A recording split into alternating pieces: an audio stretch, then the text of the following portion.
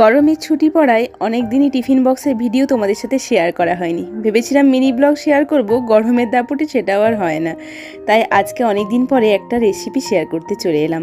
এই গরমের দিনে ডাল ভাত হোক বা জল দেওয়া ভাত, তার সাথে কিন্তু এই রেসিপিটা দারুণ যায়। দেখে নিশ্চয়ই অনেকে এতক্ষণে বুঝেই গেছো যে এটা হচ্ছে মুসুর ডালের বড়া বানাচ্ছি।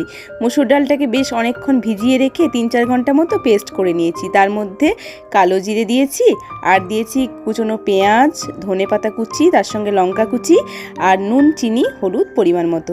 আর সেই মিশ্রণটাকে ভালো করে চটকে নিয়ে এরকম ছোট ছোট বড়ার আকারে দিয়ে দিলাম। আর তেলটাকে বেশ পুরোপুরি গরম করে তারপরে কিন্তু বড়াগুলো ছেড়েছি।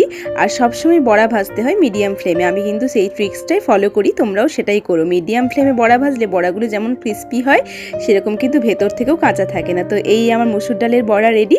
খেতে কিন্তু দারুণ হয়েছিল, তোমরা অবশ্যই ট্রাই করো। আর এইভাবে আমার পাশে থেকো। আজকের মতো টাটা।